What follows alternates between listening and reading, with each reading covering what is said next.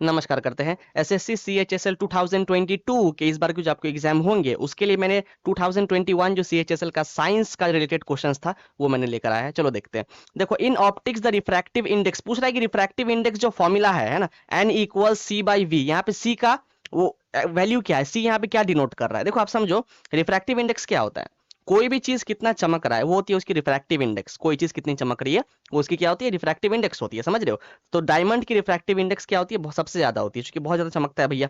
अभी refractive index निकालने के कई सारे फॉर्मूला होते हैं, मैं बस लिख दे रहा हूँ कि क्या क्या होते हैं। जैसे एक आप ये कर सकते हो, nu equals C upon V. यहाँ पर सी क्या होता है, जो जो लाइट की स्पीड होती है वैक्यूम में वो यहाँ पे सी डिनोट कर रहा है। वी हमारी क्या है, वी जो है हमारी यहाँ पे velocity, C upon V. V यहाँ पे हो गया वेलोसिटी ऑफ लाइट, वो किसी दूसरे मीडियम में, मतलब वैक्यूम से किसी दूसरे मीडियम में जा रही हो तो वेलोसिटी हो जाएगा उस मीडियम के अंदर, और सी हो जाएगा लाइट की स्पीड वैक्यूम के अंदर। समझ रहे हो। एक तो ये होता है रिफ्रैक्टिव इंडेक्स निकालने का। एक और होता है new equals apparent depth, apparent depth upon actual depth, upon actual depth. जैसे कई बार होता है ना कि हम लोग जो है सिक्के को पानी में डाल देते हैं और वो जो है हमको कई बार जो है ऊपर दिखता है, होता तो एक्चुअल में वो काफी नीचे है, लेकिन क्या है कि वहां रिफ्रैक्शन होने के कारण हमको थोड़ा सा जो है ऊंचा दिख रहा होता है, तो उसका जो है एक्चुअल डेप्थ कुछ और रहता है और एपरेंट डेप्थ कुछ और दिख रहा होता है हमको। तो दोनों का डिवाइड कर दोगे, दोनों की वैल्यू अगर आपको दी होगी क्वेश्चन में, तो भी आपका रिफ्रैक्टिव इंडेक्स उस मीडियम के लिए जिसमें आपने सिक्का रखा है उसका निकल जाएगा।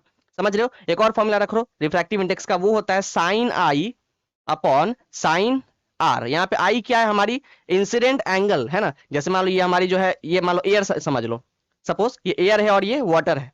तो एयर से अगर वाटर में एक रे जा रही है इस तरीके से, तो ये हमारी इंसिडेंट रे होगी। अगर यहाँ पे मैं नॉर्मल बनाऊं, नॉर्मल लाइन, तो क्या होगा, चूंकि एयर जो है वो रेयर मीडियम है, हल्का है, और वाटर क्या है, डेंसर मीडियम है, उसके कंपेयर में थोड़ा भारी होता है। तो जब रेयर से डेंसर में जब लाइट जाती है तो वो बेंड करती है towards the normal, towards the normal क्या करेगी, वो बेंड कर जाएगी। समझ रहे हो इस तरीके से।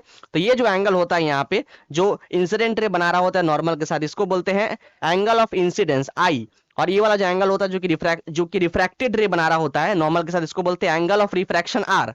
तो साइन आई बटा साइन आर मार दोगे तो आपको क्या है, इस वाले मीडियम की, वाटर की है ना, चूंकि एयर से वाटर में जा रहा है तो वाटर की आपको रिफ्रैक्टिव इंडेक्स पता चल जाएगी। समझ में आ रहा है आपको। एक और फॉर्मूला पकड़ो, न्यू होता है, न्यू इक्वल्स 1 अपॉन साइन सी। यहाँ पर सी क्या है, क्रिटिकल एंगल। सी क्या होता है, क्रिटिकल एंगल्स। क्रिटिकल एंगल समझते हो। जैसे मान लो ये क्या है, अगर मैं इस रे को बहुत ज्यादा बढ़ाते जाऊं, जैसे मान लो इसको मैं जो है ना और साइड से मारूंगा ऐसे, तो इसको क्या, अगर मैं एंगल बढ़ाते जाऊंगा, एंगल आई, तो ये भी तो क्या है, बढ़ते जाएगा ना। अगर मैं एंगल आई बढ़ाऊंगा तो एंगल आर भी क्या है, बढ़ते जाएगा, बढ़ते जाएगा। मान लो अगर ऐसा हुआ कि जब बहुत ज्यादा इसको एंगल आई को बढ़ा दिए तो क्या देखा गया, जो हमारी ये है, जो रिफ्रैक्टेड रे जो है, रिफ्रैक्टेड रे वो कहां से पास कर जा रही है, एकदम यहाँ सरफेस से, एकदम सरफेस, मतलब मान लो कांच के एकदम सरफेस से जो है रिफ्रैक्टेड रे पास कर जा रही है।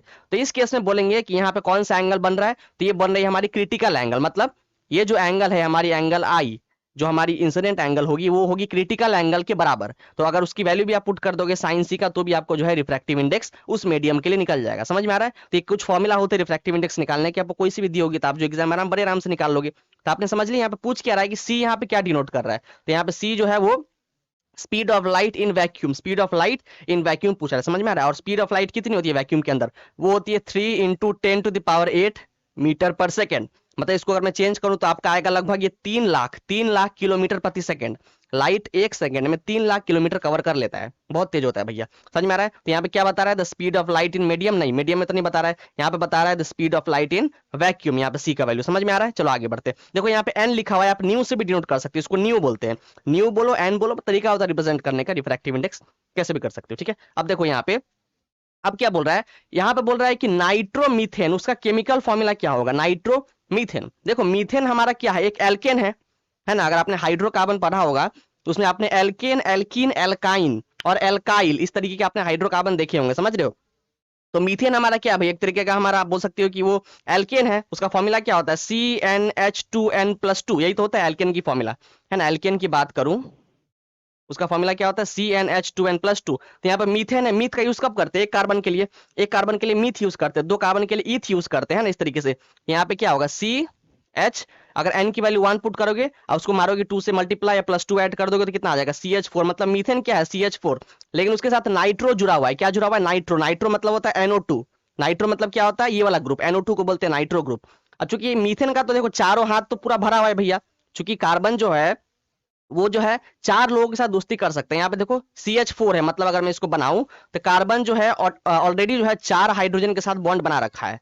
अब ये नाइट्रो कहाँ जुड़ेगा, तो उसके लिए आपको एक हाइड्रोजन यहाँ से निकालना पड़ेगा, तो ये क्या हो जाएगा CH3 हो जाएगा। तो अल्टीमेटली ये हो जाएगा CH3NO2। अगर मैं इसको ब्रांच करके बनाऊं तो ये कार्बन है। अब देखो एक हाइड्रोजन यहाँ, एक हाइड्रोजन यहाँ, एक हाइड्रोजन यहाँ, और यहाँ पे जो है NO2 जो कि नाइट्रो ग्रुप है वो आके जुड़ जाएगी। समझ में आ रहा है आपको? देखो तो हमारा ये जो है नाइट्रोमीथेन का ये होगा फॉर्मूला, जो कि CH3NO2। ये टिक है, इसको सही टिक मारते और आगे बढ़ते चलते हैं। अगला देखो क्या पूछ रहा है कि यहाँ पे जो हमारी स्प्रिंग टेल होती है, मिलीपीड होती है। मिलीपीड क्या होता है भैया? ऐसा आपको जो है लंबा सा इस तरीके का इंसेक्ट होता है ना, उसकी जो है 100 से भी ज्यादा पैर होती है। मिलीपीड की बात करें तो हमारी इंसेक्ट होती है, उसके 100 से भी ज्यादा ऐसे करके पाँव होते हैं उसके। तो यहाँ पर वुड लाइस हो गया, ये हमारी डंग फ्लाई हो गया, स्लज हो गया। दे फीड ऑन डेड और डिकेइंग प्लांट्स, मतलब जो प्लांट मर जाते हैं, सड़ जाते हैं, जो एनिमल मर जाता है, सड़ जाता है, उनके ऊपर ये जाके निवास करते हैं, उन पे फीड करते हैं, उनको तोड़ के उनमें से जो है न्यूट्रिएंट्स को लेते हैं। तो वो कौन है? कार्निवोरस है, डेट्रीवोरस है, ओमनीवोरस है, हार्बीवोरस। समझो जो कार्निवोरस होते हैं, है ना, जितने मांसाहारी होते हैं, जो फ्लेश ईटिंग एनिमल्स होते हैं, मांसाहारी वर्ग, तो उनको कार्निवोरस कहा जाता है। समझ में आ रहा है? जैसे जैसे मैं अगर लायन की बात करूं, टाइगर की बात करूं, ये सब क्या है? हमारे कार्निवोरस एनिमल है। ओमनीवोरस की बात करें तो वैसे एनिमल जो दोनों खाते हो, है ना, जो शाकाहारी भी हो और क्या हो, मांसाहारी भी हो, तो उसको ओमनीवोरस। जैसे हम लोग अपनी बात करें, ह्यूमन बींग जो है, कई लोग जो है वो ओमनीवोरस होते हैं। समझ में आ रहा है? शाकाहारी भी है और मांसाहारी भी है, दोनों खाते हैं, प्लांट भी खाते हैं, एनिमल भी खाते हैं। और हार्बीवोरस उनको बोलते हैं जो बस प्लांट खाते हैं, साग सब्जी पे जिंदा रहते हैं। समझ में आ रहा है? जैसे गोट बकरी की बात करें, गाय की बात करें, ये सब क्या हार्बीवोरस है। और डेट्रीवोरस एनिमल्स उनको बोलते हैं जो कि डेड एनिमल्स पे, जो मर गए हैं, जो जिंदा नहीं है, जो मर चुके हैं, उन पे जाके वो जो है फीड करते हैं, वहां से न्यूट्रिएंट्स लेते हैं, है ना। चील कौवों की बात करें, चील कौवा वगैरह जो होता है वो सब क्या डेड एनिमल्स पे फीड करता है। तो वो एग्जांपल होता है डेट्रीवोरस का। समझ रहे हो? इसको टिक करते और आगे बढ़ते चलते। अगला देखो क्या पूछ रहा है। यहाँ पे पूछ रहा है कि ऐसा कौन सा मेटल है जिसकी एटॉमिक नंबर 3 होती है और वो सॉफ्ट होता है। देखो हाँ, यहाँ जो है ना एटॉमिक नंबर बताया 3। तो अगर बात करें, अगर आपको एटॉमिक नंबर क्या होता है कि किसी एटम में कितना इलेक्ट्रॉन प्रेजेंट है, वो होती है उसकी atomic number.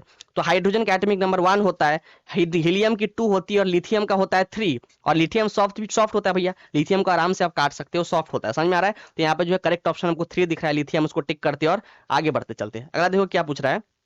आइसोपेंटीन also called dash. तो आइसोपेंटीन को और क्या हम बोल सकते हैं? आइसोपेंटीन की बात करें तो उसका केमिकल फॉर्मूला क्या होता है? C5H12।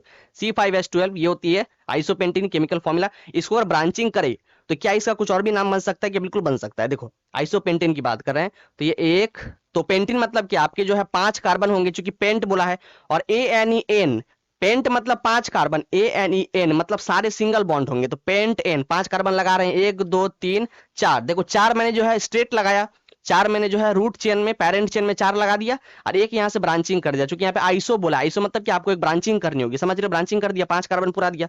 अब देखो सारे को क्या हाइड्रोजन दे दो, सारे को यहाँ से जो है, चूंकि एक कार्बन के 4 हाथ होते हैं, तो सारे में हाइड्रोजन बांटो ऐसे ऐसे करके। इसके पास पहले से 2 है, इसको 2 और दे दो। लो 2 और इसको मिल गया। समझ में आ रहा है? इसके पास 3 है, इसको 1 और दे दो। इसके पास 1 है, इसको 3 और दे दो। इस तरीके से लो, इस तरीके से बांट दो। इसको भी क्या करो, 1 पहले से है, 3 और इसको दे दो। इस तरीके से हो गया। अब देखो, अब इसका नामकरण करो। नामकरण क्या होगा? अगर इसके IUPAC नेम कोई पूछ ले, बताओ तो नामकरण कैसे करोगे? यहाँ पे देखो पहले आपको क्या है, जो आपका ब्रांच्ड ग्रुप होता है, जो बाहर निकला होता है, उसका पोजीशन क्या है? देखो सेकंड पोजीशन पे आ रहा है। यहां से अगर नंबरिंग करेंगे तो 1 2 3 4, लेकिन अगर यहां से नंबरिंग शुरू करें तो ये 1 2 3, ये थर्ड पोजीशन पे ही आ जाएगा। लेकिन अगर यहां से करें तो सेकंड पे आ रहा है, सबसे छोटा यही मिल रहा है। तो इसका देखो ये ग्रुप कौन सा है? ये ब्रांच्ड क्या है? CH3 है ये तो CH3 है ना, मतलब यहाँ पर क्या हो गया, मिथाइल ग्रुप हो गया। तो इसका मतलब इसका नामकरण क्या हो जाएगा? 2 मिथाइल।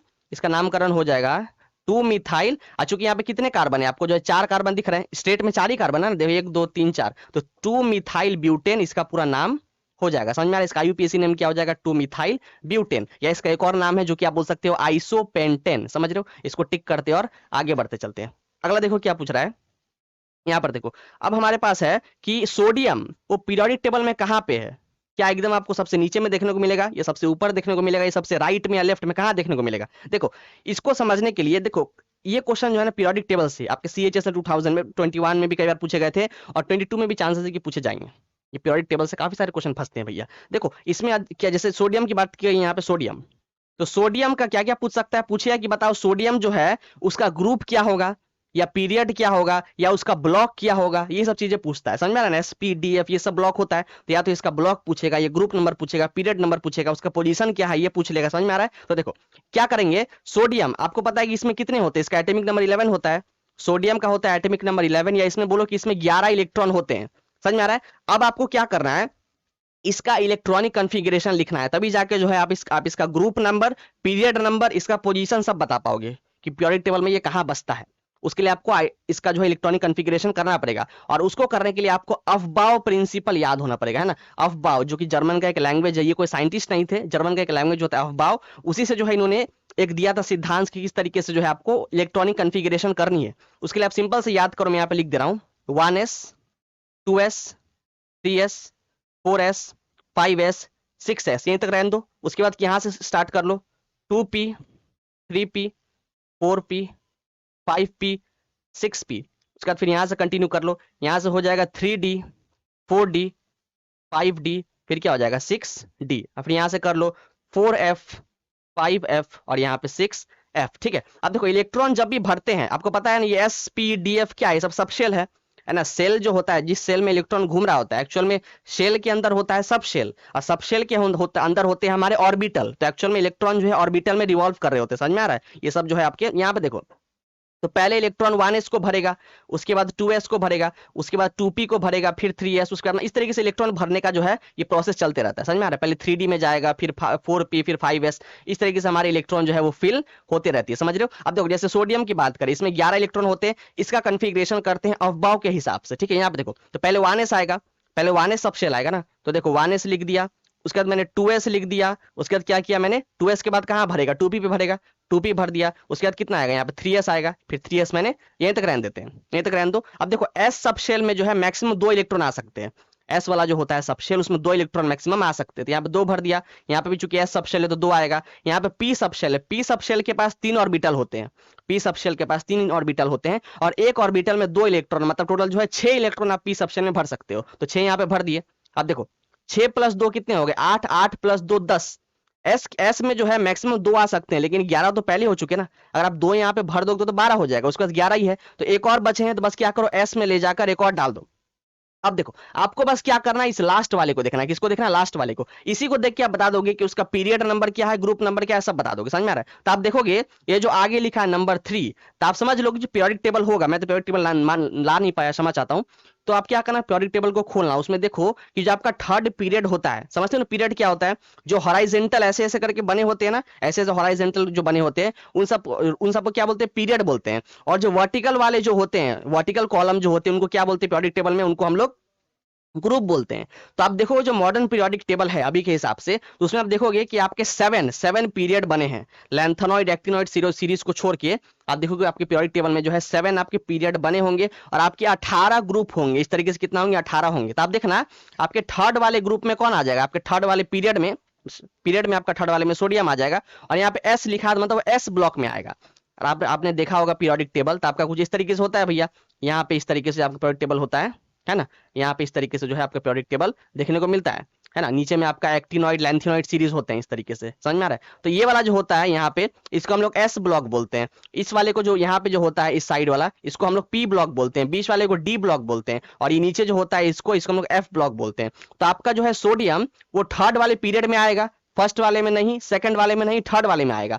थर्ड वाले पीरियड में कौन सा ब्लॉक, तो एस ब्लॉक, मतलब इसमें तो जाएगा नहीं, तो डी ब्लॉक हो गया पूरा पूरा, ये आपका पी ब्लॉक हो गया, इसमें भी जाएगा नहीं, तो आपका एस ब्लॉक में आएगा। अब एस ब्लॉक में कौन सा, ये वाला कि ये वाला, यहाँ 2 पोजीशन है, तो एस ब्लॉक में इस वाले में आएगा कि इस वाले में आएगा। तो आप देखो यहाँ पे ये 1 लिखा है, तो इसको देख के बता दो कि फर्स्ट वाले में जाएगा, यहाँ पे। तो आप चेक करना पीरियोडिक टेबल में आपके एस ब्लॉक में तीसरे पीरियड के फर्स्ट पोजीशन में, क्या बोला मैंने, आपके एस ब्लॉक के तीसरे पीरियड के फर्स्ट पोजीशन में आपको यहाँ पे सोडियम देखने को मिलेगा, ठीक है ना। जितने भी आपके एस ब्लॉक के एलिमेंट होते हैं उनको हम लोग एल्कली अर्थ मेटल भी बोलते हैं, क्या बोलते हैं, उसका एक और नाम है एल्कली अर्थ मेटल। ये सब कैसे होते हैं, सॉफ्ट होते हैं। ज्यादातर मेटल जो है ना इस ग्रुप में आप देखोगे सोडियम हो गया, लिथियम हो गया, ये सब क्या आपके जो है सॉफ्ट होंगे, यहाँ पे समझ में आ रहा है, मैग्नीशियम। तो यहाँ पे देखो तो सोडियम का पोजीशन पता चल गया, सोडियम का हमने क्या किया, पोजीशन पता कर लिया। क्वेश्चन में पूछ क्या रहा था, तो पूछा था सोडियम है कहां पे, तो आपने क्या देखा, आपका पीरियोडिक टेबल के लेफ्ट हैंड कॉर्नर में है ना, आपके पीरियोडिक टेबल के लेफ्ट हैंड कॉर्नर में आपको देखने को मिला सोडियम। इसको टिक करते और आगे बढ़ते चलते, आपको ऐसे ही करना है, समझ में आ रहा है। पीरियड कैसे निकालना है, ग्रुप कैसे निकालना है, ब्लॉक कैसे निकालना है, ये सब आप क्या करोगे, अफबाव के हिसाब से इलेक्ट्रॉनिक कॉन्फ़िगरेशन कर देना, और लास्ट वाले को देख के क्या करोगे, आराम से आप बता दोगे। समझ में आ रहा है। कुछ और आएंगे क्वेश्चन बता दूंगा मैं, अभी आगे कुछ और भी क्वेश्चन है इसके, तो मैं दिखा दूंगा कैसे कैसे करना है, और ठीक है ना। चलो यहाँ पे देखो क्या पूछ रहा है, अच्छा चलो ये तो हमने कर ही दिया। अब पूछ रहा है what is the position of non metals, है ना। तो आपकी पीरियोडिक टेबल में आप देखोगे आपको मेटल भी मिलते हैं, नॉन मेटल भी मिलता है, आपको आपको जो है ना कुछ रेडियो एक्टिव एलिमेंट भी मिलते हैं, आपको सेमीकंडक्टर भी मिलता है। तो पूछ रहा है कि नॉन मेटल आपको कहां देखने को मिलता है।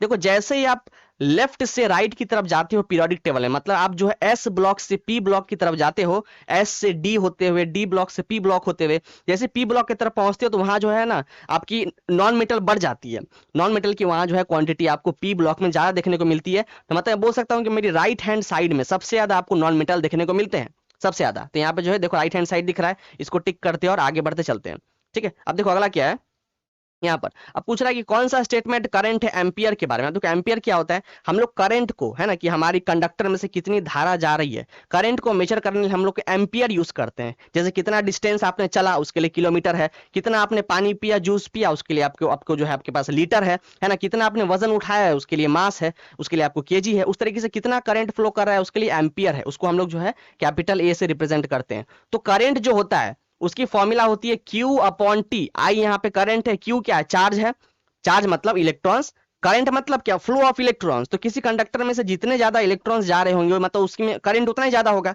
और जिस कंडक्टर में जितना ज्यादा इलेक्ट्रॉन जाते हैं या जितना ज्यादा करंट जाते हैं उस कंडक्टर को ज्यादा चौड़ा बनाया जाता है, मतलब उसको पतला तो रखोगे नहीं। अब ज्यादा इलेक्ट्रॉन जाएगा तो ज्यादा स्पेस दोगे ना, तो तार मोटा होता है। देखो जो जिसमें ज्यादा करंट जा रहा होगा वो तार मोटा मोटा काफी होता है, समझ रहे हो। तो I equals Q by T होता है, मतलब एक सेकंड में कितना चार्ज जा रहा है, एक सेकंड में कितना चार्ज जा रहा है वही होता है करंट, वही होता है current, I equals Q by T. तो करंट देखो, करंट के लिए तो एम्पियर हो गया, करंट के लिए एम्पियर, और चार्ज को मेजर करते हैं कूलम्ब में, किसको, कूलम्ब में मेजर करते हैं, और टाइम को मेजर करते हैं सेकंड में। तो मैं बोल सकता हूं कि एक सेकंड में कितना कूलम्ब चार्ज जा रहा है किसी कंडक्टर में से, वही हो जाएगी उसकी करंट, जो कि एम्पियर में आएगी, समझ रहे हो। तो यहाँ पे देखो कौन सा स्टेटमेंट सही है भैया, यहाँ देखो 1 ampere is constituted by flow of 1 coulomb of charge पर सेकंड। देखो पर सेकंड में मतलब एक सेकंड में कितना कूलम्ब ऑफ चार्ज जा रहा है किसी कंडक्टर में से, वही होती है उसमें कितना करंट फ्लो कर रहा है, समझ रहे हो। तो ऑप्शन 3 करेक्ट है, इसको टिक मारते और आगे बढ़ते चलते। अगला देखो क्या है, पूछ रहा है कि इनमें से कौन सा रॉन्ग है पेयर, अलग अलग पेयर बनाए हुए भैया इस तरीके से, कौन सा रॉन्ग है पूछ रहा है। क्या अर्थ का रोटेशन है ना इस उसके एक्सिस में, क्या ये पीरियोडिक मोशन है। देखो अर्थ क्या है भैया, चूंकि सन के चारों ओर अर्थ रिवॉल्व करता है ऑर्बिट में, जो सन का ऑर्बिट है उसमें अर्थ रिवॉल्व करेगा ना, और साथ ही साथ क्या करेगा वो उसके दौरान अपने एक्सिस में रोटेट भी करेगा। तो पूछ रहा है कि जो एक्सिस में रोटेट करता है क्या वो पीरियोडिक मोशन है, बिल्कुल पीरियोडिक मोशन है। देखो पीरियोडिक मोशन किसे बोलते हैं, एक ऐसा मोशन जो कि फिक्स्ड इंटरवल के बाद रिपीट करे, एक पर्टिकुलर टाइम के बाद वो रिपीट करे, हर 2 सेकंड में, हर 5 मिनट में, हर 1 घंटे में, मतलब पर्टिकुलर टाइम के बाद, टाइम कुछ भी हो सकता है, एक पर्टिकुलर टाइम के बाद वो रिपीट करता हो, तो उस तरीके के मोशन को बोलते हैं कि भैया पीरियोडिक मोशन कर रहा है। तो अर्थ बिल्कुल पीरियोडिक मोशन करता है ना। अर्थ को जो है एक रोटेशन करने में 24 घंटे लगते हैं, तो हर 24 घंटे में क्या है वो एक रेवोल्यूशन मारेगा, हर 24 घंटे में एक रोटेशन, रेवोल्यूशन बोल दिया, रोटेशन, हर 24 घंटे में क्या करेगा एक रोटेशन वो कंप्लीट करता है, मतलब उसका पीरियोडिक मोशन कर रहा है बिल्कुल। अब देखो रोटेशनल मोशन की बात कर रहा है, तो जो विंड मिल जो होता है, विंड मिल जिससे हम लोग बिजली बनाते हैं ना, तो विंड मिल जो ऐसे तो उसका जो ब्लेड घूम रहा होता है, क्या उसका ब्लेड रोटेशनल मोशन है, बिल्कुल ऐसे ऐसे ऐसे ऐसे घूमना, वो क्या रोटेशनल मोशन ही तो होता है। जो बोट की बात की यहाँ पे, boat tossing up and down a river अब नदी में क्या है, लहर उठाए भैया, नदी में ऐसे ऐसे करके लहर आपको वेव देखने को मिल रहा है, उसमें जो है नाव जो है कभी ऊपर जा रहा है नीचे आ रहा है, ऊपर जा रहा है नीचे आ रहा है, चूंकि लहर ऊपर नीचे हो रहा है। तो क्या उसका ये मोशन ऑसिलेटरी मोशन है, बिल्कुल। ऑसिलेटरी मोशन किसे कहते हैं कि एक फिक्स्ड पॉइंट के about true and fro motion करे। ट्रू एंड फ्रो मोशन मतलब ये मान लो पॉइंट है, उस पॉइंट के आगे पीछे आगे पीछे आगे पीछे लगातार, जैसे मान लो ये पॉइंट है, इसके आगे पीछे लगातार कोई जो है मोशन कर रहा है, आगे आ रहा है पीछे जा रहा है, आगे आ रहा है पीछे जा रहा है, या ऊपर आ रहा है नीचे आ रहा है, ऊपर आ रहा है नीचे आ रहा है, एक पॉइंट के अबाउट अगर मोशन हो रहा है आगे पीछे ऐसे ऐसे, उसको ऑसिलेटरी मोशन कहते हैं, बिल्कुल। बोट यहाँ पर ऑसिलेटरी मोशन ही कर रहा है। लेकिन रेक्टिलिनियर मोशन पूछ रहे हैं कि अगर मैं किसी पत्थर को एक पर्टिकुलर एंगल पे फेंकूं, मतलब मान लो सीधा नहीं फेंका एकदम, ऐसा नहीं कि ऐसे करके फेंक दिया, उसको ऐसे करके फेंका कुछ एंगल पे, समझ रहे हो। तो किसी एंगल पे अगर फेंकेंगे तो क्या वो रेक्टिलिनियर मोशन होगा, नहीं होगा। रेक्टिलिनियर मोशन मतलब होता है स्ट्रेट लाइन मोशन, मतलब स्ट्रेट मूव कर रहे हो या तो आगे या पीछे, आगे या पीछे, स्ट्रेट लाइन में। तो देखो अगर आप स्टोन को फेंकोगे तो वो तो ऐसे जाएगा ना, जैसे ये देखो स्टोन को फेंकोगे तो यहां से मान लो यहां से आपने फेंका, यहां से जब फेंकोगे स्टोन को तो जाएगा ऐसे करके, और फिर क्या है कुछ ऐसे करके गिरेगा, ऐसे कर गिरेगा, तो स्ट्रेट तो नहीं आएगा, स्ट्रेट तो नहीं आएगा ना, मतलब एक ऐसा पाथ कवर कर रहा है स्टोन आपका, पैराबोलिक पाथ, इसको बोलते हैं पैराबोलिक पाथ, इस तरीके से भैया समझ में आ रहा है। तो रेक्टिलिनियर मोशन बिल्कुल नहीं हो रहा है, इसको जो है पैराबोलिक पाथ वो कर रहा है, तो ये हमारा सेकंड वाला पेयर गलत है, बाकी तीनों तो सही था, ये वाला गलत है। ठीक है, गलत ही पहचानना था। आगे देखो क्या पूछ रहा है, पूछ रहा है कि कोबाल्ट जो है, कोबाल्ट जिसका सिंबल होता है CO कोबाल्ट, ये आपके पीरियोडिक टेबल में इसका ग्रुप क्या होगा पूछा, देख रहे हो आप, पूछ रहा है ग्रुप, समझ में आ रहा है। इसके पहले पूछा था कि सोडियम कहाँ प्रेजेंट है, एकदम टॉप लेफ्ट हैंड कॉर्नर में कि एकदम टॉप राइट में कि एकदम नीचे के ऊपर, इस बार जो है ग्रुप पूछ लिया है। तो देखो आपको मैंने सिंपल से बताया कि ग्रुप पता होने के लिए आपको क्या है, पहले अफबाव के हिसाब से उसका इलेक्ट्रॉनिक कॉन्फ़िगरेशन करना है। चलो पीछे करके बता देते हैं। कोबाल्ट की बात करें तो इसका जो है एटॉमिक नंबर वो कितना होता है, 27, मतलब इसमें 27 इलेक्ट्रॉन होते हैं, समझ में आ रहा है। देखो आपको जो है ना कम से कम 30 तक तो याद होना ही चाहिए, आपको 30 तक कम से कम इलेक्ट्रॉनिक कॉन्फ़िग उनके जो एटॉमिक नंबर याद होने चाहिए, याद कर लेना, समझ में आ रहा है। इसके अलावा 27 के अलावा कुछ कुछ जो मेन मेन होते हैं, जैसे मरकरी हो गया, गोल्ड हो गया, सिल्वर हो गया, तो कुछ मेन मेन वगैरह के जो आप ऐसी जो है उसको रट लेना, समझ में आ रहा है। क्योंकि बिना अगर आपको याद ही नहीं होगा एटॉमिक नंबर तो आप जो है उसका ग्रुप या पीरियड निकाल ही नहीं पाओगे, समझ में आ रहा बात आपको। अब देखो अब क्या करेंगे, एक बार मैं फिर से लिख दे रहा हूं। तो अफबाव ने क्या कहा था, यहाँ लिख दे रहा हूं, पहले 1s आएगा, फिर 2s आएगा, फिर 3s आएगा, फिर 4s, फिर 5s, फिर 6s। अब यहाँ से जो है p वाला भरो, तो यहाँ से 2p, यहाँ से 3p, इधर 4p, इधर 5p, इधर में चला जाएगा 6p, और यहाँ पे d सब शेल आएगा, तो यहाँ पे आपका आ जाएगा 3d, यहाँ पे आ जाएगा 4d, यहाँ पे 5d, यहाँ पे 6d, और बाकी f वाला भी आ जाएगा यहाँ पे 4f, 5f, और इधर 6f। अब देखो इलेक्ट्रॉन कैसे भरना है, अफबाव ने क्या बोला था, इस तरीके से इलेक्ट्रॉन भरना है। पहले इलेक्ट्रॉन 1s में जाता है, फिर 2s में जाता है, फिर 2p में जाएगा, 2p से होते हुए फिर 3s में जाएगा, उसके बाद 3p में जाएगा, 3p से होते हुए 4s में जाएगा। इस तरीके से इलेक्ट्रॉन क्या भरेगा। तो देखो कोबाल्ट की बात करें तो इसको चलो भरते हैं। तो इसका पहले जो है 1s आ जाएगा, इसका कन्फिग्रेशन करते हैं। तो 1s के बाद क्या आ जाएगा 2s, उसके बाद आ जाएगा 2p, फिर आ जाएगा 3s, उसके बाद क्या आ जाएगा 3p, उसके बाद हमारी आ जाएगी 4s, है ना। यहां तक रहने देते हैं, देखते हैं अगर और जरूरत हो तो और लेके आ जाएंगे, अब ये रहने देते हैं। तो देखो 1s, s सब शेल में 2 इलेक्ट्रॉन मैक्सिमम आ सकते हैं, तो 2 को भर दिए। यहाँ पे भी s सब शेल है, इसमें भी 2 को आएंगे। यहाँ पे p सब शेल है, यहाँ पे मैक्सिमम 6 इलेक्ट्रॉन आते हैं। p सब शेल में 3 ऑर्बिटल होता है, एक ऑर्बिटल में 2 इलेक्ट्रॉन, तो 3 में कितने हो गए 6 इलेक्ट्रॉन। ये भी s सब शेल है, यहाँ भी 2 इलेक्ट्रॉन आ जाएंगे, समझ में आ रहा है। ये p सब शेल यहाँ पे 6 आ जाएंगे, चलो काउंट करो तो कितना हुआ, ये 6 12 हो गया, 2 14, यहाँ पे 16 2 18, अभी तो 18 ही हुआ है। ये हो गया 20, अभी तो और जाना है ना, 27 है, अभी तो 20 हुआ है। चलो और भरते हैं, 4s हो गया। अब क्या है 3d खुलेगा, अब 3d, अब d में जो है ना 10 इलेक्ट्रॉन जा सकते हैं मैक्सिमम। डी सब शेल के पास जो है ना 6 डब्बा होता है, मतलब 6 गो ऑर्बिटल होता है। एक ऑर्बिटल में 2 इलेक्ट्रॉन जाएंगे तो 5 ऑर्बिटल में 10 इलेक्ट्रॉन चले जाएंगे। तो देखो कितना हो चुका है अभी तक, 6 2 8 8 2 10 10 6 16 16 2 18 2 20 20 हो चुके हैं। जा सकते हैं 10, लेकिन 7 ही बचा है ना, तो इसमें जो है 7 इलेक्ट्रॉन इस तरीके से चले जाएंगे, 7 इलेक्ट्रॉन चले जाएंगे। अब देखो तो हमने क्या कॉन्फ़िगरेशन कर लिया। अब आपको जानना है कि उसका ग्रुप नंबर क्या है, तो आपको आगे की किसी की जरूरत नहीं है, बस क्या करो लास्ट वाले को देखो, क्या करो लास्ट वाले को, समझ में आ रहा है। अब देखो अब क्या कर रहे हैं यहाँ पे, मैं तो पीरियोडिक टेबल ला नहीं पाया। अब पीरियोडिक टेबल क्या करो, खोल के रखो सामने में, और जो मैं बता रहा हूँ उसको आप अच्छे से देख लेना, ठीक है। सबसे पहले क्या होता है यहाँ पे जो है आपकी जो है यहाँ पे एस सब शेल होगा, यहाँ पे समझ में आ रहा है। उसके बाद यहाँ पे आपका बीच में जो है, मतलब पहले फर्स्ट और 2 है ना, 1 और 2, ये वाला आपका फर्स्ट ग्रुप और second group s subshell के लिए होता है। 3 से लेके 12 तक जो होता है, 3 से लेके 12 तक जो ग्रुप होता है वो आपकी जो है डी सब शेल की होती है, डी वाली, है ना। और उसके बाद 13 से लेके 18 तक जो होता है, यहाँ पे 13 से लेकर 18 ग्रुप जो होता है इस तरीके से 13 14 15 16 17 18, ये सारी आपकी पी ब्लॉक वाली होती है। और नीचे में आपका एक्टिनॉइड और एंटीनॉइड सीरीज होता है, यहाँ पे एक्टिनॉइड लैंथेनॉइड वाला, तो वो आपका जो है यहाँ पे एफ सब शेल के लिए होता है। अब देखो तो आपका यहाँ पे 3 लिखा हुआ है, मतलब आपका थर्ड पीरियड, 3 मतलब क्या थर्ड पीरियड। तो फर्स्ट वाला को छोड़ दो, सेकंड वाले को छोड़ दो, थर्ड वाले में आ जाओ।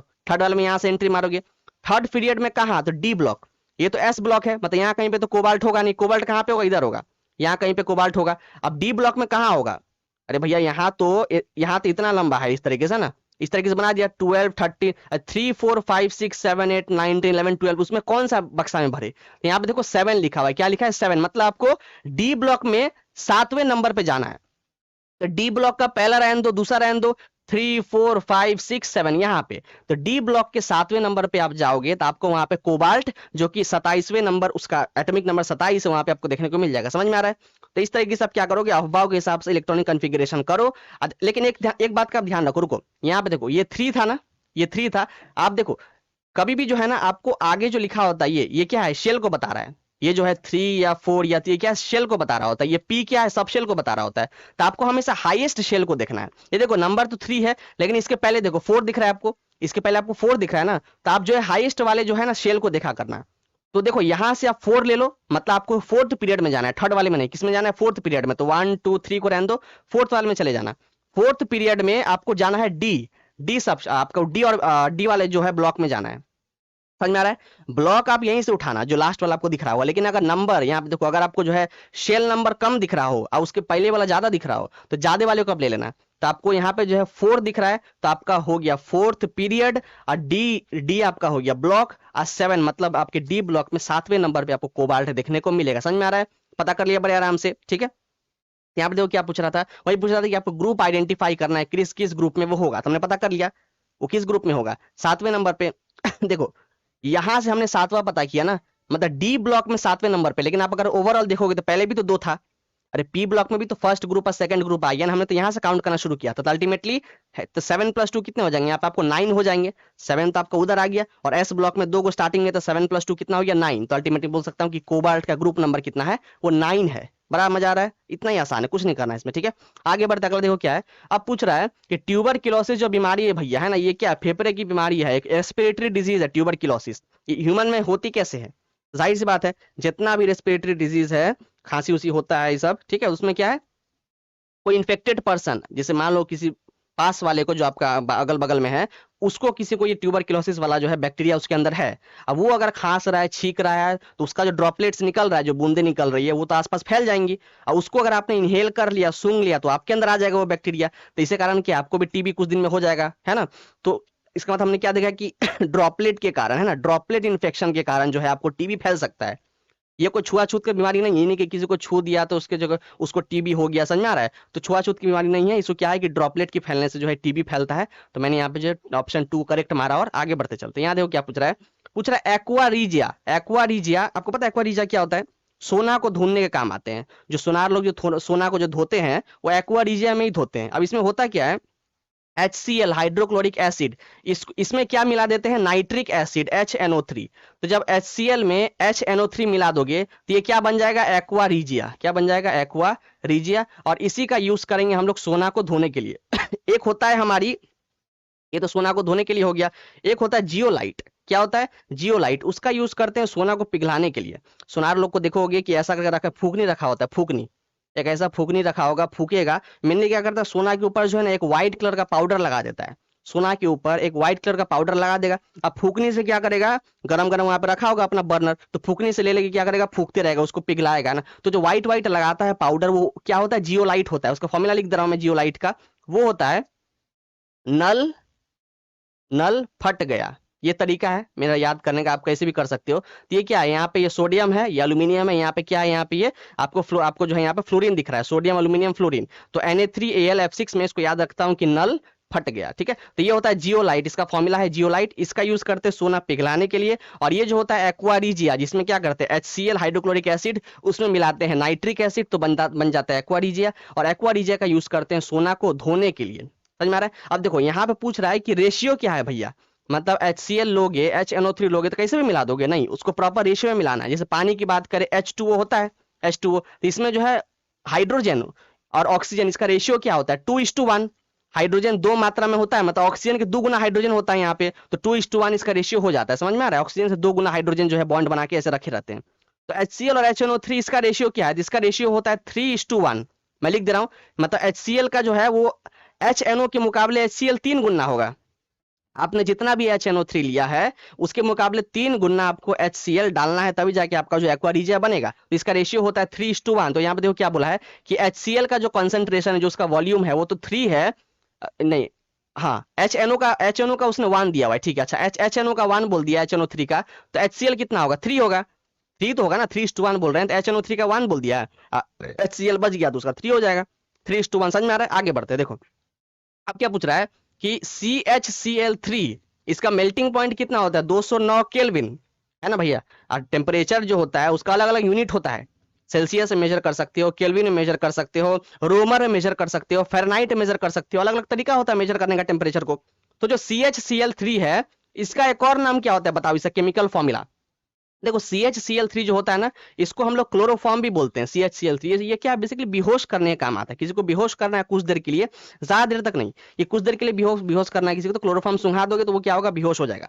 और ज्यादा देर तक बेहोश करना है तो डॉक्टर लोग यूज करते हैं, जब ट्रीटमेंट चल रहा होता है, चीर फाड़ जब हो रहा होता है, तो उस समय लोग ईथर यूज करते हैं। ईथर सुंघा देते तो क्या है कि एक पर्टिकुलर लंबे समय तक वो बेहोश रहता है, समझ में आ रहा है। तो इसके ये जो है CHCl3 ये किसका केमिकल फॉर्मूला है, तो ये हमारा क्लोरोफॉर्म का फॉर्मूला है। ठीक है, आगे बढ़ते हैं। अगला देखो क्या बोल रहा है, बोल रहा है कि साबुन हो गया, रेयन हो गया, पेपर हो गया, है ना, ये सब जो है पेट्रोलियम वगैरह, तो इसमें यूज क्या करते हैं मेनली बनाने के लिए। देखो आप सिंपल पकड़ो, कहीं भी आपको साबुन दिख गया ना, साबुन दिख गया, डिटर्जेंट दिख गया, तो आप उसमें जो है ना KOH पोटेशियम हाइड्रोक्साइड या सोडियम हाइड्रोक्साइड ये रहता है, मतलब इसके साथ फैट भी रहता है, वसा जो होता है फैट उसको ही मिला देते हैं, समझ में आ रहा है। तो मेनली क्या है, सोडियम हाइड्रोक्साइड या पोटेशियम हाइड्रोक्साइड इसका यूज करते हैं हम लोग सोप साबुन बनाने के लिए।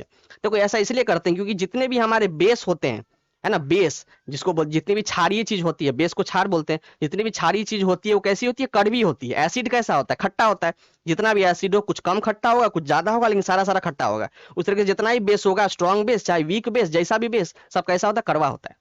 तो कड़वा होने के साथ वो सोपी होता है, सोपी जितना ही बेस होगा ना उसको अगर छुओगे तो साबुन की तरह ऐसा ऐसा फिसलेगा वो। तो इसलिए हम लोग क्या करते हैं, चूंकि इसका सोपी है इसका नेचर, उसलिए सोडियम हाइड्रोक्साइड या KOH ये सब कैसे हैं, बेस हैं, तो इनका यूज करते हैं हम लोग साबुन क्या बनाने के लिए, समझ में आ रहा है। तो सोडियम हाइड्रोक्साइड यहाँ पे दिख रहा है ना, NaOH, ये वही तो है ना, देखो मैच कर रहा है सीधा सीधी। इसको क्या करते हैं, टिक करते हैं और आगे बढ़ते चलते हैं। ठीक है, अगला देखो क्या है, पूछ रहा है कि फ्लोरीन, क्लोरीन, ब्रोमीन, आयोडीन ये सब जो है हमारे कौन से, अच्छा विच कौन से ग्रुप में आएंगे, ग्रुप नंबर पूछ रहा है इनका क्या होगा, समझ में आ रहा है। तो देखो 17 ग्रुप जो होता है, ग्रुप 17 जिसको हम लोग हेलोजन ग्रुप भी बोलते हैं, क्या बोलते हैं, हेलोजन ग्रुप।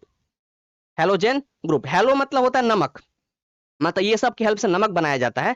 क्लोरीन वगैरह हो गया, क्लोरीन, फ्लोरीन, आयोडीन, हेलो मतलब नमक होता है, तो नमक बनाने वाला, उसलिए इनको हेलोजन ग्रुप कहा जाता है। तो आप देखोगे कि पीरियोडिक टेबल में जो हमारा 17th ग्रुप होगा, 17 नंबर वाला, इस तरीके से ग्रुप होता है ना, इस तरीके से टोटल टोटल 18 होता है।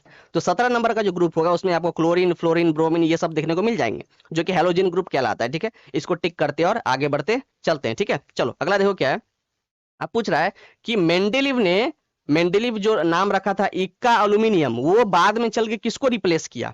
देखो मेंडेलीव इतना विद्वान था, उसने क्या किया था, जब वो डिजाइन कर रहा था पीरियोडिक टेबल, देखो आपको पता है कि पीरियोडिक टेबल जो अभी हम देखते हैं, मॉडर्न पीरियोडिक टेबल, ये एक्चुअल में ऐसा नहीं था। आज से 200 साल पहले ऐसा नहीं था। अभी क्या पहले जो है, सबसे पहले जिसने सोचा कि हम लोग एलिमेंट को जो है सही तरीके से अरेंज करते हैं, इसके बारे में किसने सोचा था, तो उसने सोचा था, उसका नाम था डीमेट्री। जिसने इसका सबसे पहले सोचा था उसका नाम था डोबरेनर। डोबरेनर ने क्या किया था, तीन तीन एलिमेंट का ट्राइड बनाया था। ठीक है, डोबरेनर के बाद कौन आए थे, न्यूलैंड, उन्होंने अपना कुछ थ्योरी दिया पीरियोडिक टेबल कैसे होना चाहिए। न्यूलैंड के बाद आए थे हमारे मेंडेलीव आए थे, मेंडेलीव फिर अपना लॉ रखे, अपना पीरियोडिक टेबल बनाए। अब मेंडेलीव के बाद कौन आए थे, हेनरी मोसले, कौन आए थे, हेनरी मोसले। तो हेनरी मोसले ने क्या किया, मेंडेलीव का ही पीरियोडिक टेबल को आगे थोड़ा मॉडिफाई किया, मतलब जो पीरियोडिक टेबल अभी आप देख रहे हो उसमें 80% योगदान मेंडेलीव का ही है, उसमें थोड़ा बहुत सुधार मोस्ले ने किया था। बेसिकली मेंडेलीव ने किया क्या था, मेंडेलीव ने, उसने जो बनाया था पीरियोडिक टेबल, उसमें उसने एलिमेंट्स को उनके इंक्रीजिंग एटॉमिक मास में लगाया था। समझ में आ रहा है, हर एक एलिमेंट का अपना एटॉमिक नंबर होता है, उसका एटॉमिक मास होता है, समझ में आ रहा है। तो उसने क्या किया था कि जितने भी एलिमेंट्स थे उनको इंक्रीजिंग एटॉमिक मास में लगाया था, जिससे कि दिक्कत हो रहा था, समझ में आ रहा है। अब मोस्ले ने क्या किया कि उसको इंक्रीजिंग एटॉमिक नंबर में लगाया था, जिससे क्या है कि सब कुछ सही से बैठ गया था, समझ में आ रहा है। तो यहाँ वो पूछ रहा है कि उस समय जब मेंडेलीव बना रहा था पीरियोडिक टेबल, तो उस समय तक कुछ कुछ स्पेस उसने खाली छोड़ दिया था। मेंडेलीव जब बना रहा था पीरियोडिक टेबल, उसमें 2-3 स्पेस खाली छोड़ दिए, और और क्या बोल के गया, जो मैं जो स्पेस छोड़ रहा हूं, इसमें जो एलिमेंट आगे चल के कभी डिस्कवर होगा, उसकी जो प्रॉपर्टीज, जो खूबी होगी, वो मैं अभी ही बता दे रहा हूं। समझ में आ रहा है क्या बोला इसने, कि अभी तो 2-3 स्पेस में छोड़ दे रहा हूं खाली, यहाँ पे आगे चल के कोई ना कोई एलिमेंट जरूर डिस्कवर होगा, जिसकी जो प्रॉपर्टीज होगी, जो खूबी होगी, वो मैं अभी ही डिस्कवर अभी ही उसको प्रेडिक्ट कर दे रहा हूँ कि क्या होने वाली, और बिल्कुल सही हुआ था। इन्होंने क्या किया था, 3 स्पेस खाली छोड़ा था, 3 स्पेस अपने पीरियोडिक टेबल में, यहाँ तो मैं ला नहीं पाया, आप देख लेना उसको। एक जो स्पेस खाली छोड़ा था, जो ब्लॉक छोड़ा था खाली, उसका नाम रखा था इक्का बोरोन। क्या नाम रखा था, इक्का बोरोन। एक का नाम रखा था इक्का अल्यूमिनियम। क्या नाम रखा था, इक्का अल्यूमिनियम, और एक का नाम रखा था इक्का सिलिकॉन, इक्का सिलिकॉन, इक्का बोरोन, इक्का अल्यूमिनियम, इक्का सिलिकॉन, ये तीन ठो जो है स्पेस, तीन ठो ब्लॉक उसने प्योरिटी वाले मेंडली में छोड़ दिया था। और देखो बाद में इक्का बोरोन जो स्पेस उन्होंने खाली छोड़ा था, यहां पे डिस्कवर हुआ स्कैंडियम। क्या डिस्कवर हुआ? स्कैंडियम। और स्कैंडियम की जो जो प्रॉपर्टीज है, चाहे उसका जो है किस तरीके से वो ऑक्साइड से रिएक्ट करता है ना, उसकी मेल्टिंग पॉइंट क्या होगी, उसकी बॉइलिंग पॉइंट क्या होगी, तो जो भी चीज स्कैंडियम का अभी देखने को मिलता है वही सब चीज जो है मेंडलीव ने बता दिया था। हाँ थोड़ा बहुत 19-20 का अंतर है जो इसने बताया, लेकिन फिर भी जो है काफी करीब पहुंच गए, 19-20 का अंतर बस है। तो जो भी इन्होंने बताया था सब कुछ सही था। जो इक्का एल्यूमिनियम था उसके जगह डिस्कवर हुआ था गैलियम। जो इक्का एल्यूमिनियम जो ब्लॉक बना के इन्होंने छोड़ दिया था खाली, ये आगे चल कुछ डिस्कवर हुआ, तो आगे चल के इस ब्लॉक, इस वाले स्पेस में क्या डिस्कवर हुआ? गैलियम डिस्कवर हुआ। गैलियम ने आके स्पेस को भर दिया, और गैलियम की प्रॉपर्टी बिल्कुल इक्का एल्यूमिनियम से मैच कर रही थी, जो कि उन्होंने भविष्यवाणी कर दी थी। और जो इक्का सिलिकॉन था इसका प्रॉपर्टी मैच कर रहा था जर्मेनियम से। इससे जर्मेनियम, जब जर्मेनियम डिस्कवर हुआ उसकी प्रॉपर्टी इक्का सिलिकॉन से मैच कर रही थी। समझ में आ रहा है? तो यहाँ पे पूछ रहा है कि इक्का एल्यूमिनियम को बाद में किसने रिप्लेस किया, तो कौन था? देखो इक्का एल्यूमिनियम को रिप्लेस किया था गैलियम ने। यहाँ पे गैलियम दिख रहा है, बिल्कुल गैलियम दिख रहा है, तो गैलियम को टिक मारते और आगे बढ़ते चलते। ठीक है, अगला देखो क्या पूछ रहा है। अब देखो यहाँ पे आइडेंटिफाई द केमिकल नेम, ये जीई क्या है? जर्मेनियम है, जीई हो गया जर्मेनियम। गैलियम की बात करें तो इसका जी ए होता है, गैलियम का सिंबल होता है जी ए। गोल्ड का होता है ए यू, ऑरम। गोल्ड का अगर लैटिन नेम बात करें तो वो क्या होता है? ऑरम होता है, उसलिए हम लोग क्या बोलते हैं? ऑर्नामेंट्स। बेसिकली ऑर्नामेंट्स ये ऑरम से आया है, ठीक है, ऑर्नामेंट्स। और ज्वेलरी की बात करें तो ज्वेलरी में तो बहुत कुछ आ जाएगा, सोना चांदी हीरा मोती, लेकिन अगर सिर्फ सिंपल ऑर्नामेंट की बात करें तो उसका मतलब होता है गोल्ड, वो ऑरम से लिया गया ऑर्नामेंट, समझ रहे हो?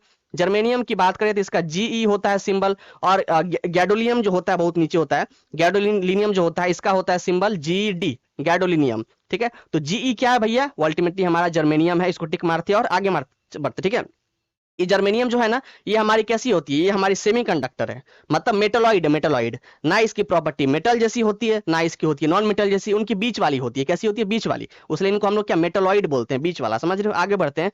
अब देखो पूछ रहा है कि यहाँ पे हमारे जो पीरियोडिक टेबल बना है उसमें ऐसा कौन सा ग्रुप है जो कि नॉन रिएक्टिव होता है, किसी से रिएक्ट नहीं करता है, और मोनोएटमिक होता है। मोनोएटमिक मतलब क्या? कि सिंगल सिंगल एग्जिस्ट करे, सिंगल। समझ में आ रहा है? किसी के साथ दोस्ती यारी करके नहीं, सिंगल एग्जिस्ट करे, उसको बोलते हैं मोनोएटमिक। जैसे जैसे अगर मैं बात करूं ग्रुप 18 के जो एलिमेंट होते हैं, ग्रुप 18 वाले, जिनको इनर्ट गैस एलिमेंट भी बोलते हैं या जीरो एलिमेंट भी बोलते हैं, क्या बोलते हैं?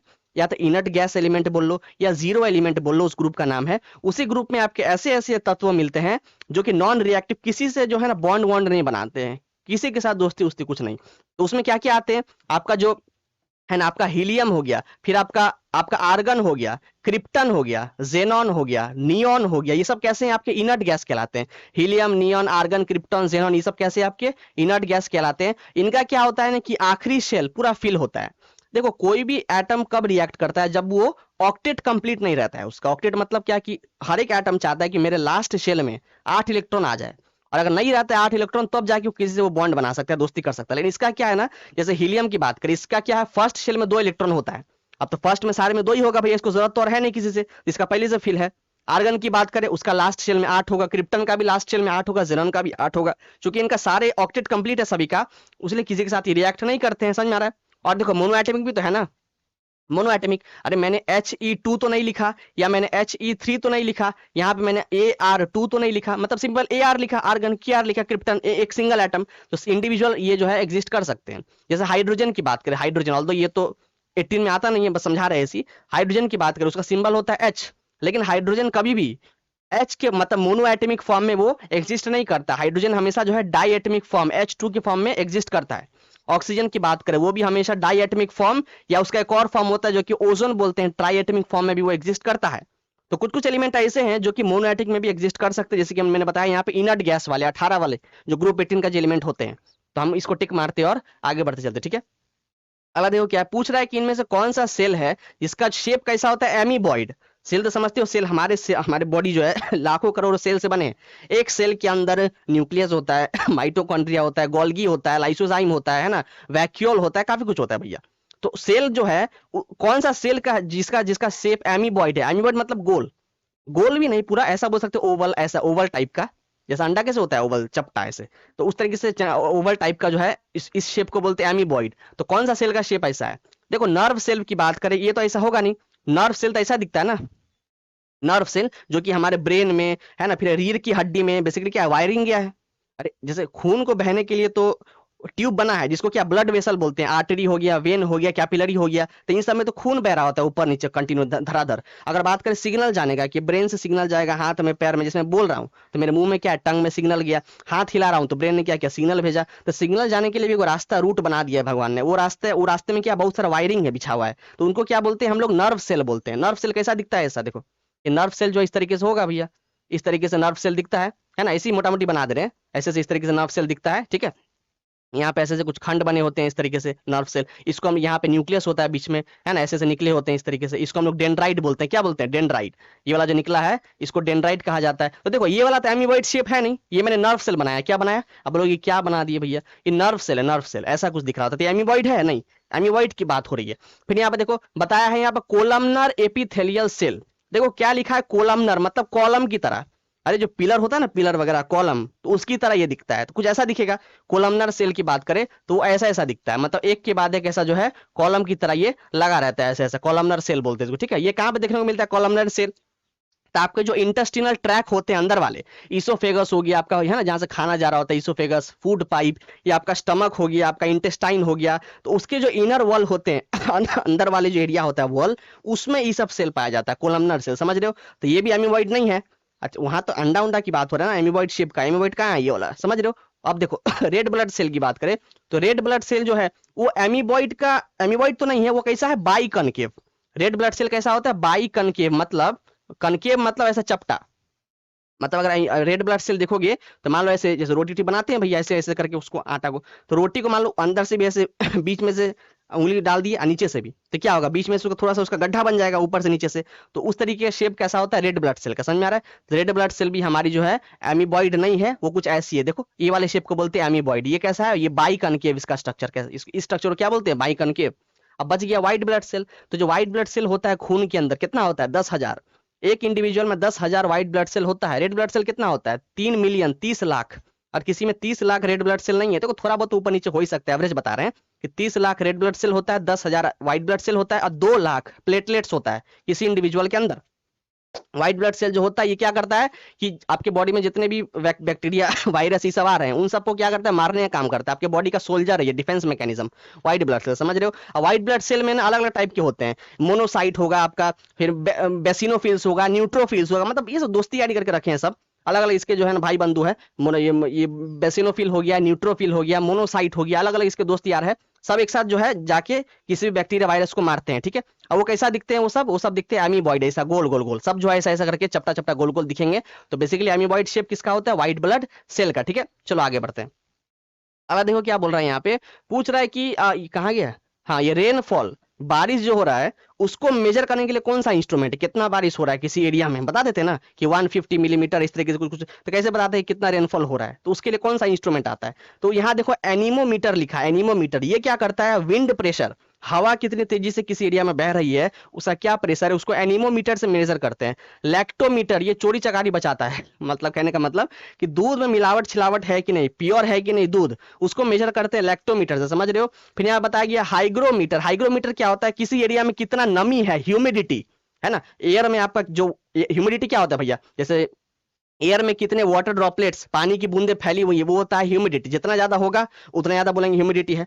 तो ह्यूमिडिटी कितना है उसको मेजर करने के लिए हाइग्रोमीटर आता है। और बाकी बच गया रेन गॉज, तो ये एक ऐसा इंस्ट्रूमेंट जो कि कितना बारिश किस एरिया में होता है, 150 मिलीमीटर, 160, 200, तो उस तरीके से बता देता है, डेटा को कौन बताता है, रेन गॉज बताता है, ठीक है। इसका यूज करते हैं कितना रेनफॉल हुआ वो बताने के लिए, ठीक है। चलो आगे बढ़ते हैं, अगला क्या दिख रहा है, यहाँ पूछ रहा है, कहाँ गया, पूछ रहा है कि horizontal row in the periodic table, उसको बोलते क्या है, जो पीरियोडिक टेबल होता है उसमें हॉराइजेंटल मतलब ऐसे सूता हुआ, हॉरिजॉन्टल मतलब ऐसे लेटा हुआ, अब वर्टिकल मतलब ऐसा खड़ा, ठीक है, वर्टिकल वाले को बोलते हैं ऐसा खड़ा खड़ा, और जो ऐसे लेटा होता है उसको बोलते हैं हॉराइजॉन्टल। जो हॉराइजॉन्टल रोज जो होते हैं उसको क्या बोलते हैं, पीरियड बोलते हैं भैया, मैं तो पहले बताया, हॉरिजॉन्टल वाले को पीरियड बोलते हैं। तो मॉडर्न पीरियोडिक टेबल में आपको 7 पीरियड देखने को मिलेंगे, और अगर इसकी बात करें वर्टिकल वाले का तो आपको 18 ग्रुप देखने को मिलेंगे, कितना, 18 ग्रुप देखने को मिलता है, 7 आपको पीरियड देखने को मिलता है। तो आंसर आ गया ना, तो आंसर क्या होगा, पीरियड, ठीक है। चलो आगे बढ़ते हैं, अगला क्या बोल रहा है, यहाँ पर देखो नेक्स्ट है कि पूछ रहा है कि कौन सा इनमें से इनकरेक्ट है। अच्छा इनकरेक्ट क्वेश्चन क्या है कि स्पेसिफिक हीट के बारे में पूछ रहा है, स्पेसिफिक हीट कैपेसिटी। अब बोलोगे स्पेसिफिक हीट क्या है भैया, हीट तो सुने, स्पेसिफिक हीट क्या है। देखो स्पेसिफिक हीट मतलब होता है, जैसे मान लो जैसे ये पेन की बात करें, पेन है मेरे पास, इस पेन का 1 ग्राम काट ले, ये पेन है कि उसका कुछ भी होगा, कितना भी वजन होगा इसका, 1 ग्राम बस काट ले, उस 1 ग्राम को काट लिए, उस 1 ग्राम को गर्म करेंगे, गर्म करने से उसका 1 डिग्री सेल्सियस बढ़ाने में कितना गर्मी चाहिए, उसको बोलते हैं स्पेसिफिक हीट। समझ गए। इस पेन का 1 ग्राम काटे, उस 1 ग्राम में गर्मी देंगे तो उसमें 1 डिग्री सेल्सियस अगर बढ़ जाएगा तो 1 डिग्री सेल्सियस बढ़ने के लिए कितना हीट देना पड़ा, वो होता है स्पेसिफिक हीट कैपेसिटी। ये बस कितने के लिए होता है, 1 ग्राम के लिए होता है, समझ रहे हो। तो स्पेसिफिक हीट कैपेसिटी जो है ना, वो सबसे ज्यादा हाइड्रोजन का होता है। मैं थोड़ा बहुत लिख दे रहा हूं, हाइड्रोजन जो होता है उसका सबसे ज्यादा होता है स्पेसिफिक हीट कैपेसिटी, उससे थोड़ा कम होता है पानी का, उससे थोड़ा कम होता है हमारा पारा जो होता है, पारा मरकरी, मरकरी का उससे थोड़ा कम होता है, और कम होता है किसका, जो आइस होता है, बर्फ, है ना। तो अगर वाटर की बात करें तो इसका जो होता है जो कितना होता है भैया, इसका जो होता है स्पेसिफिक हीट वो होता है लगभग 1 कैलोरी, 1 कैलोरी पर ग्राम। मतलब उसका जो है 1 ग्राम को पिघलाने में 1 कैलोरी हीट देना पड़ेगा, तब जाके उसका 1 डिग्री सेल्सियस बढ़ेगा।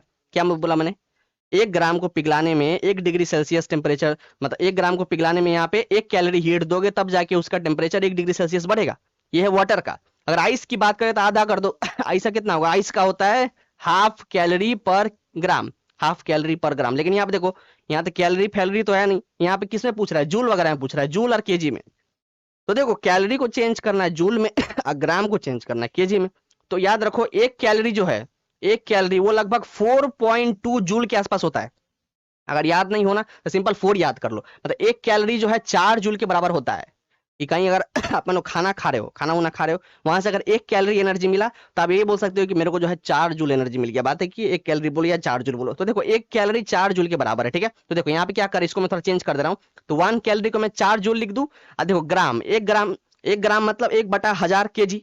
अरे 1 केजी में 1000 ग्राम, तो 1 ग्राम में कितना, 1/1000 केजी, तो 1/1000 करेंगे अल्टीमेटली कितना आएगा, 45,000, 45,000 समझ में आ रहा है, 45,000 इतना जूल पर केजी, जूल केजी। लेकिन आप देखो कहीं पे मैच कर रहा है, यहाँ पे देखो वाटर का 1200 दिया है, होता बहुत ज्यादा है भैया, वाटर का देखो कितना ज्यादा है, यहाँ पे 1200 दिया हुआ है, ठीक है। तो ये वाटर का जो है गलत है, बाकी सबका सही है। एल्यूमिनियम का 900 होता है, इसका 505, इसका 134, वाटर का 1200 नहीं होता है, समझ में आ रहा है। यहाँ तो वही पूछ रहा था कि कौन सा इनकरेक्ट है, ये वाला इनकरेक्ट है, इसको टिक करते और आगे बढ़ते चलते हैं, ठीक है।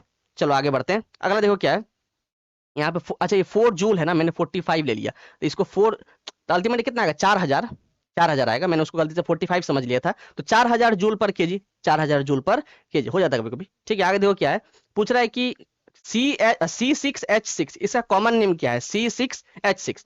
अब देखो ये C6H6 जो है ना तो ये एल्केन है, ना एल्काइन है, ना एल्काइल है। देखो एल्केन कैसे पता करते हैं, अगर बोलोगे कि एल्केन क्या होता है, एल्केन, तो अगर आपको CnH2n+2 दिख गया ये फॉर्मूला, तो होता है एल्केन का। अगर एल्किन का बात करें, एल्किन, तो आपको CnH2n दिख गया तो वो होता है एल्किन का। अगर एल्काइन की बात करें, एल्काइन, तो इसका होता है CnH2n-2, ये होता है एल्काइन का। एक बार होता है एल्काइल, एल्केन से ही बनाते हैं एल्काइल, वो क्या होता है, एल्काइल, उसका होता है CnH2n+1। तो देखो C6H6 किसी में जाएगा, देखो यहाँ पे अगर आप C6 करोगे तो अल्टीमेटली कितना आएगा, 6 2 12, 12 + 2 14, तो यहाँ पे आ जाएगा C6H14, ये तो जान ही रहा है, इसमें इसमें जाएगा। देखो C6 करोगे और H2n है तो मतलब यहाँ पे हो जाएगा 6 2 12, तो C6H12 हो जाएगा।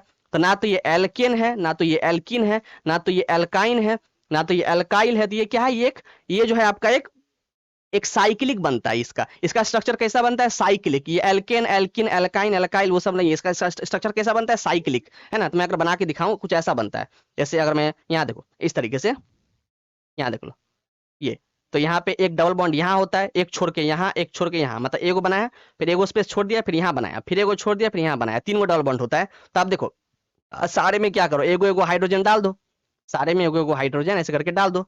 ये स्ट्रक्चर जो बना है इसको बेंजीन बोलते हैं, क्या बोलते हैं, बेंजीन। देखो बेंजीन बोलते हैं इसको, स्ट्रक्चर का नाम क्या होता है, बेंजीन। और मान लो अगर किसी एक पोजीशन को हटा के लगा देते OH, मान लो इसको मैंने हटा दिया, H को हटा दिया, तो H की जगह लगा देते OH, तो किसी एक पोजीशन पे अगर बेंजीन का OH जुड़ जाता है तो वो बन जाता है फेनॉल। फेनॉल सुनिए ना, फेनॉल, तो बेंजीन में अगर अगर OH डाल देते हो अल्कोहल, तो क्या बन जाता है? फेनॉल बन जाता है। तो फेनॉल वाला तो पूछ नहीं रहा है, सिंपल इसका पूछ रहा था इसका नाम क्या है। इसका एक और, इसका कॉमन नेम क्या हो गया? इसका कॉमन नेम हो गया बेंजीन। ठीक है, चलो आगे बढ़ते हैं।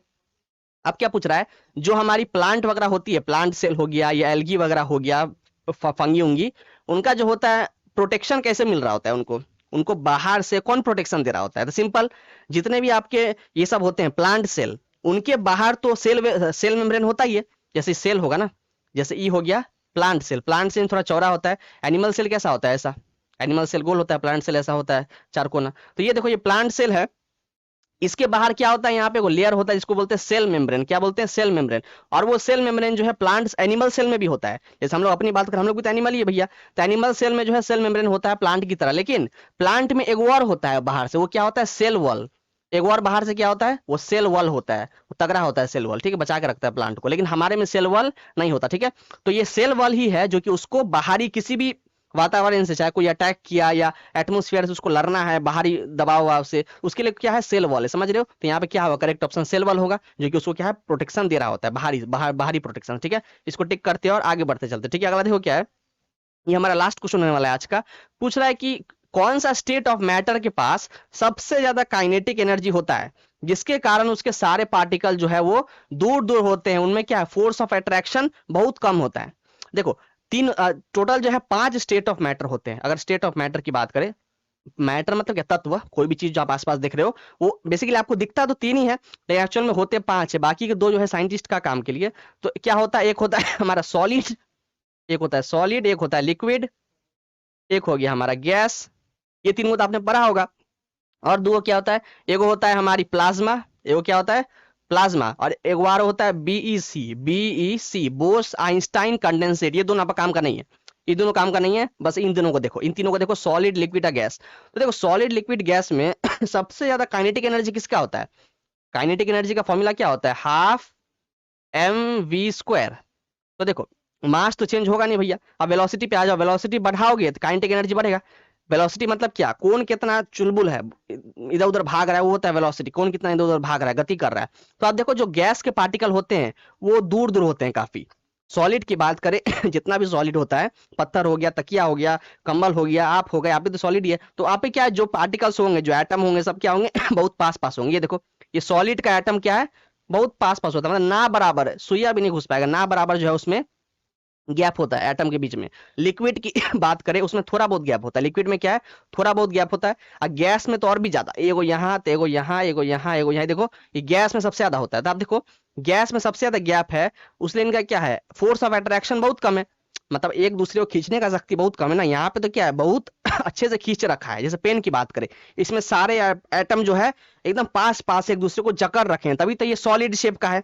अरे नहीं तो बिखर जाता टूट फूट के अपने आप कहीं कहीं कहीं कहीं। बिखर तो नहीं रहा है, क्यों? चूंकि इसको सारे पार्टिकल पकड़ रखे हैं टाइट टाइट से, ठीक है। तो ये होता है सॉलिड। गैस में देखो, सारे पार्टिकल दूर दूर होते हैं। तो आप मान लो बोतल में इतने चूंकि गैस डालोगे ना, मान लो बोतल में इतना सब बस गैस डालोगे, तो अपने आप वो फैल के पूरा जगह ले लेगा। बोतल में सारा जगह वो गैस अपने आप ले लेगा, क्योंकि वो इधर उधर भागते रहता है, शांति से नहीं बैठता है। अगर आप उसको शांति से बैठा के रखना है तो कंप्रेस करके रखो, पिस्टन से दबा के रखो। जैसे सीएनजी वगैरह की बात करें, एलपीजी की बात करें, उसमें क्या करता है? एलपीजी गैस हो गया, सीएनजी गैस हो गया, उसमें गैस तो बहुत होता है चुलबुल, तो गैस को कंप्रेस करके रखते हैं, इसलिए बोलते हैं सीएनजी एलपीजी। गैस को क्या करते हैं? बहुत ज्यादा कंप्रेस करके उसको लिक्विफाई कर देते हैं, मतलब कंप्रेस करके पानी जैसा बना दिया, लिक्विड लिक्विड। और तब जाके जब वो प्रेशर हटता है तो वापस वो गैस फॉर्म में आ जाता है, ठीक है। तो पूछ रहा है किसका सबसे ज्यादा होता है? तो गैस की बात करें, उसका पार्टिकल बहुत दूर दूर होता है, उनमें काइनेटिक एनर्जी सबसे ज्यादा होता है, ठीक है। तो यहाँ पे गैस हो गया हमारा करेक्ट ऑप्शन, ठीक है। चलिए यहीं तक रहने देते हैं। आज हमने 25 क्वेश्चन कवर कर लिया। इसके बाद जब करेंगे नेक्स्ट लेक्चर, बाकी के 25 लेके आ जाएंगे बड़े आराम से, ठीक है ना। मिलते हैं फिर, तब तक के लिए धन्यवाद।